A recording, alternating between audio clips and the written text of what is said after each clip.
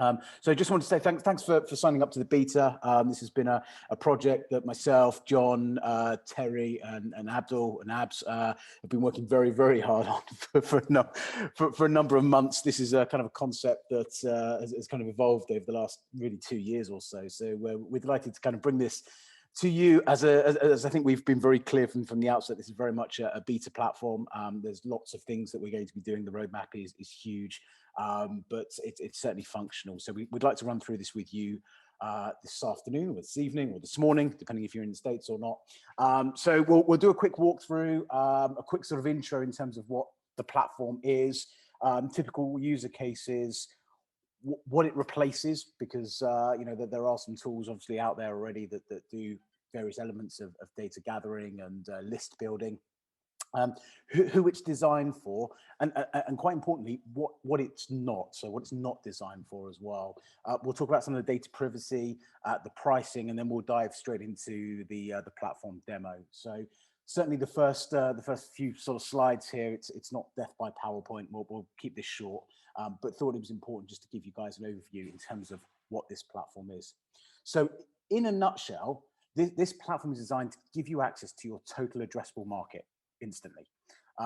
The reason this has been built, and John, who's on this call, can probably talk a little bit more about this, but over the years, and I know certainly about 3 years ago when I first met John, he was building his total addressable market. It took him about, I think, John, 6-7 months, 2 full-time VAs, and about $15,000, if I'm not mistaken. Yeah, that's about the sum of it. In fact, I probably went through 3 or 4 other VAs before finding 2 decent ones. So yes, absolutely. Yeah. And I think that the challenge there is that it takes so long. By the time you're going through that process, a lot of the data becomes old and obsolete. So we were looking at ways of, you know, how can we speed that process up? How can we, you know, there's obviously tools out there, as I mentioned just before, all of these sort of Chrome plugins and what have you. And, you know, they're great and they serve a purpose, certainly when you want to get down to the granular level of searching, and especially on LinkedIn. But you're never going to be able to access your total addressable market because of, you know, LinkedIn's restrictions and really the cost. It's just prohibitively expensive. So this tool has been designed for people who either do sales outreach via email, who build custom audiences to upload into the likes of Facebook and some of the other social media platforms. Those who use third-party tools for LinkedIn outreach. Okay, so for example, there's tools like Expandy, Linked Helper, which are fantastic tools. But again, you know, to try and do something en masse, unless you have numerous sort of PCs and licenses and what have you, it's very, very difficult to do. And again, it just takes forever. And research and data analytics. So we can show you some of the analytics behind that. As I mentioned, this does replace you know, a few tools out there and a few different ways of list building. So we look at the kind of the gray LinkedIn Chrome plugins, and I'm talking about the ones that go in and scrape data, which obviously contravenes LinkedIn's terms and conditions. And you know, it's kind of a cat and mouse game with LinkedIn and these Chrome extensions. 1 minute they're allowed, the next minute they're blocked, and it's kind of a bit of a merry-go-round. So this platform does not go near LinkedIn. We are developing, however, I should caveat that, shouldn't I, really, John? We are building a very light plugin for LinkedIn, but it does not scrape any data, so it does not contravene any of LinkedIn's terms and conditions. We'll talk to you through the reasoning behind that. Yeah, sorry, John. Yeah, sorry, just to jump in on that. It does actually scrape LinkedIn, but the only thing it scrapes is a public URL for an individual. And because it's a public URL, it doesn't contravene LinkedIn, and at which point we then use that URL as a unique identifier to an individual, and then we can basically get the rest of their data. That's the way that works. Sorry, John. No, you're absolutely right. Thanks, John. So that's kind of the LinkedIn Chrome side. VAs, I don't know whether anyone on this call has got experience of VAs. I've been burnt many times. I haven't got the patience to work with VAs anymore. I think that was one of John's troubles as well in the early days. You know, you get VAs and anyway, we don't need to go into too much detail. So it removes the need to hire a VA to go and do list building. And again, something that myself and certainly I know Terry has done, and John, I'm not sure whether you have in the past, but buying lists, and you just never know what you're buying. You never know what the quality's like. You never know what the validity of email addresses is like, and you can sink quite a bit of money into these things, and for very little return. And then the last thing is the expensive database subscriptions. The likes of Zoom Info is kind of one, which I know is very, very expensive, and the pricing model here, which we'll come to the end, is very, very different. So who have we designed this for? So digital marketing agencies, lead generation agencies, staffing and recruitment firms, with a slight caveat at the moment is this is not really designed for people that are looking at really niche skill sets, and looking for maybe 5 or 6 people in their country or in their region that can do a certain job. It's built for staffing firms or large staffing firms who want to map their entire market. Okay, so we just need to caveat that here. Sales teams, obviously there's a big element here for business development, sales teams, and then market research. So what it's not, and I think I've kind of alluded to this a couple of times, it's not a granular level searching tool at the moment. Okay, so as I've mentioned, this is very much in beta. We've got lots and lots of improvements coming to the search platform, which we'll show you shortly, will allow you to get more granular. But this is not certainly for the next 6 months or so going to replace LinkedIn. We don't see LinkedIn as a competitor in any way, shape, or form. This is a very different tool. If you're looking for a rocket scientist with 2 heads and 25 degrees, then you're probably going to find them on LinkedIn. Yeah, you might find them here, but I think you probably have probably a lot quicker to find them on LinkedIn. And this is not for small data. Again, if you're looking for a list of 10, 20, 100 people, yes, you can do it on this platform, but it's not really what it's been designed for. Oh no, I missed a page. I missed the important page, John. I missed your bit. So in terms of data privacy, obviously we're very conscious and cognizant of GDPR and data privacy. John, do you just want to talk this sort of through? Yeah, of course, absolutely. So as it says there, all data subjects are opted in. Now, just to jump on this, like most of us, we all give away our data, mainly by agreeing to terms and conditions that we've not read. And you've probably been in a situation where you've downloaded an app, or you've got free Wi-Fi, something like that, and you've just clicked the yes, I accept terms and conditions button, and away you go, because you want instant gratification at that point of the tool you're using. Many of those freemium or free products, in their terms and conditions, they basically are asking you if they can sell your data, and we all agree willingly because we want to use their product. So all of this is opt-in. Not all of it's that, by the way. Some of it might be people who've opted into particular lists or news feeds or whatever it might be. Anyway, it's all opted in. However, at the end of the day, if someone wants to obtain their data, so a data subject, so you as our customer, you would then reach out to a prospect.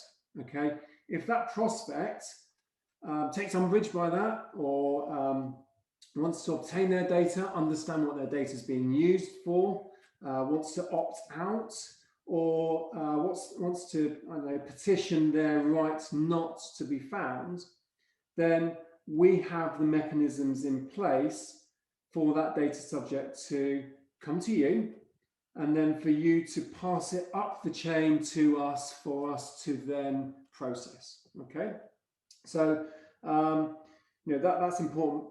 But to be mindful that at the point you're using data for your purposes of business development or whatever it is, you become responsible for that data. Okay, so you buy the data, you become responsible for it from a legal perspective. Okay, but we do have the mechanisms in place in order to manage subjects who wish to, as I said before. Okay, so I think that covers it. Yeah, thanks, John. Listen, as I said at the end, we've got a Q&A, so if anyone wants any more details on that particular element, then feel free to ask towards the end of this session. Then lastly, why is that page not coming up? There we go. In terms of the pricing model for this, it's based on a credit system. So 1 credit equals 1 record. They don't expire. So if you wanted to buy 10,000 credits and keep them on file for a year, that's absolutely fine. It goes all the way up to 1 million. Actually, it goes up to more than 1 million. We've had a couple of requests for pretty large data sets, which obviously we'll price separately. But it's self-service, obviously on a credit card. Probably anything over sort of 100,000 credits, we can certainly do invoicing and come to an arrangement on that side. So that's how it works. There's no subscription, there's no monthly subscription, there's no commitment. At the moment. At the moment. At the moment. We're still in beta, right everyone? So things are subject to change. Right, I'm just going to flick straight onto the platform. John, unless you've got anything to add, let me just mess around with this for a second. John, if you've got anything to add, then feel free to.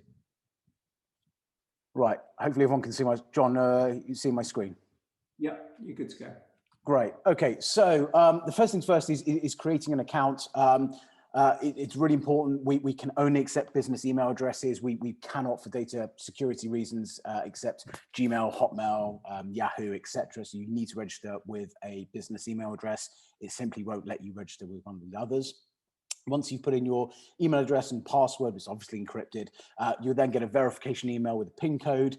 You simply put that PIN code in, fill out your name and your company details, and then you can access straight into the account. So I'm going to log into one of our accounts. And this is the search screen. Okay, so I'll just give a quick navigation. Important to point out one thing, because I've forgotten this a number of times. In the bottom right-hand corner, you'll see a live chat.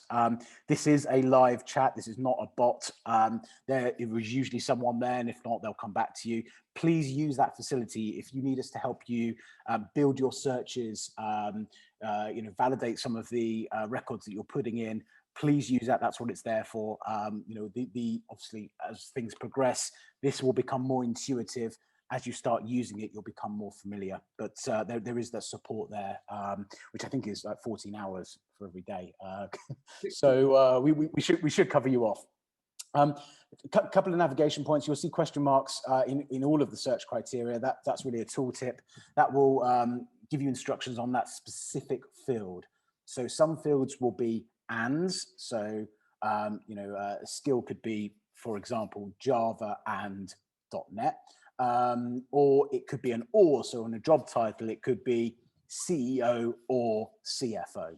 Okay, so you will need to play with that. So we've got job title here. Again, you can put multiple in. So we can do, for example, CEO. We can do, not chef. We can do, I don't think that's going to come up with many. Chief Executive Officer, for example. We'd leave it at that for the time being. We can add in skills. Again, you put in whatever skills you wanted to. What would a CEO have? I don't know, financial modeling maybe, or finance, right? So we can put in any of those, financial reporting. Seniority. So if you didn't want to use job title, let's take that out for a second. If you didn't want to use job title, you could use seniority. So owners, partners, C-level, VPs, directors, managers, and then there's a couple of sort of early stage career people in there as well. So if you're looking, for example, for a marketing perspective, say you're selling products, I'll do my favorite one in a minute, but actually I'm going to do it now. If I'm looking for people with an interest, and I'm a golfer, so if I'm looking for someone who has an interest in golf or golfing, maybe maybe my client is a golfing manufacturer or a golf club, and I want to market my product, my service, my new clubs, membership, whatever it may be, to that audience. I would simply put those in there, and that's going to say golf or golfing. Okay, country, again, I can do wherever. Let's do United States, and I can narrow that down to city. So I don't know, let's do Texas, for example. Now, email type. There are two options here: either email or not required. If you click not required, you will still get emails coming back in the data set. You will just get a larger data set. The reason we've put that in is going back to a couple of slides ago. If you're using one of the LinkedIn automation tools where you can upload a CSV of LinkedIn URLs and have the tool then send messages to that data set, then you may not require the email address. However, if you wanted to use the data set for email marketing, then obviously you're going to need the email. Similar with custom audiences as well, you're probably going to need the email. So for this purpose, we'll do email. One of the other sort of features here, and especially if there's anyone that either markets specifically to men or specifically to women, or maybe is in the world of staffing or HR and has a gender diversity target, you can narrow this down to women or men or any. We will be adding other genders, by the way. There's quite a few apparently these days. So that's that element. There are a couple of advanced options. We will be adding to these in the coming weeks. So we have the education degree subject and the school. So if you wanted to find people from Harvard or Yale or Oxford or University of Nottingham, wherever it may be, you can put all of that in there. So for the basis of this search, I've done Texas, and we'll see how many people come up. This is when you cross your fingers and hope that there's results. So we simply click search. There we go, 120,000. Okay, so that's quite a big number. Now, what you'll see on the right-hand side, and I need to make this very clear, we are going to update the UI. We had some feedback the other day about looking at this particular page. These 10 here is just an example, and it's a random example from the data set. This is not ranked. So for example, it's not, if you were looking for skills, it's not someone with the most amount of skills in rank order. This is a snapshot of that 120,000 at random. So when you open this up, you won't see any contact details at this point because no data has been purchased, but you'll be able to see, again, a snapshot of their skills, their interests. Darren, yes. Darren, do you want to just expand that out a bit so people see it slightly better? Sorry, I'm on a big screen here. There we go. Is that better? It's better. There we go. So we can see that Stephen here, is interested in golfing, and he's based in wherever he's based. Where do we do? Texas. We can have a look at his employment history as well. He's only got a bit of data on there. We can then go to someone else. And again, this is just to give us a snapshot of the data. So assuming I'm happy with that data set, based on my search criteria, I would then select how much data I want to buy. So I can use the plus button here, let's say 15, for example, and it will tell you how many credits. If you look at the bottom left-hand side, I've got 367 credits in my account. I will simply click next. However, if I wasn't happy with that result and I wanted to go and modify my search, I'd simply click the back button and it would take me back to the search, where I could then play around, add some more criteria, remove some criteria, and get to a number that I'm happy with. So let's go through the process. Say we want to do 15. I'm going to click on next. So it's going to take me here to effectively my transaction page. I need 15. I've got enough credits. That's great. I can just simply go and buy that data because I've got credits in my account. If I needed to top up, I can just simply buy however many credits I want. We're powered by Stripe, so we accept all major credit cards, and you simply go through that payment process there. So I'll purchase my data, and then you'll get a notification. So in the background, what's happening is we're building that data set. We're also then validating the emails that we can pull from the global exchange, and we're validating that through various different APIs to ensure that the data we're giving you is accurate. So that takes a few minutes. You will receive an email when that's ready. And when you get the email, you'll have a little button that says go and view your data set.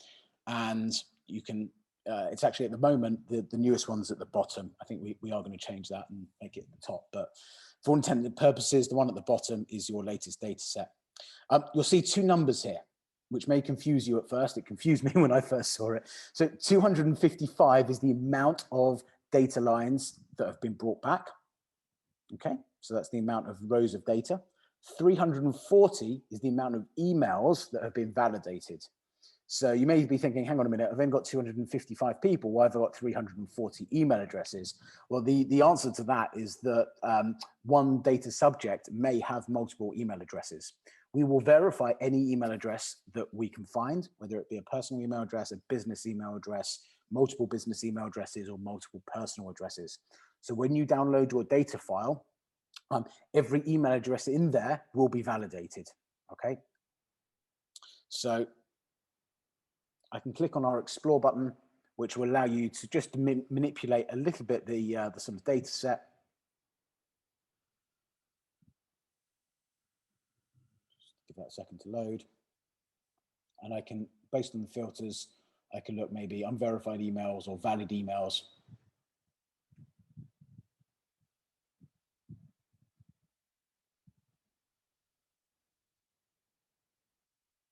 Go, and then I can download my data set. So I'm going to click on downloaded the filtered data, and I'll click on download.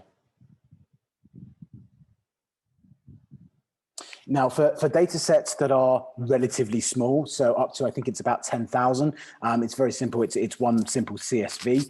For anything larger than that, there are numerous ways. If you're buying a big chunk of data, we're talking sort of in the millions, then we can set up, I'm not going into too many technical details, but Abs is on this call, but we can set up sort of S3 buckets, and you know, you can download data from us at sort of server level, but I'm not going to go into that now. So what happens is you've now got your data set. I'm just going to swap share just so I can go onto my Excel. Give me 1 second. What wasn't waiting for that to load.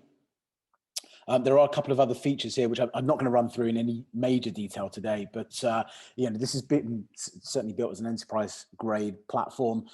You can set up users and teams. You can invite people into your instance. You can allocate credits to people as well. So if you're a business owner and you've got a team working for you, then you can you can allocate credits that you've bought. So as I said, there's lots of other features sort of coming. I'm just waiting for this. There we go. Hopefully you guys can see this. I'm sorry, it's probably a bit small because make it a little bit bigger. Okay.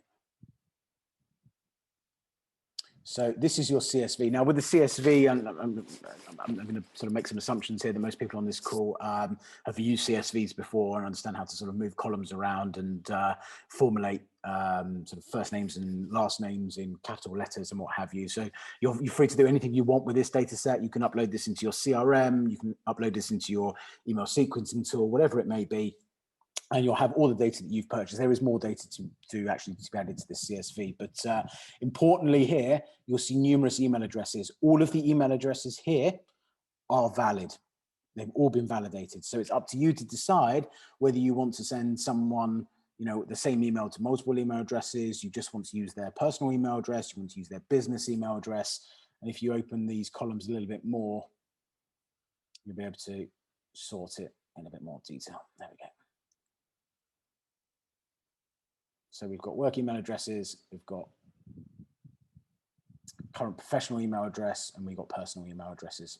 So all of these, as I said, have been validated. And that, guys, is guys and girls, sorry, is pretty much it. As I said, it's not an overly complex platform to the naked eye. There's a hell of a lot of work that's gone in the background, believe me. And that is the platform. So.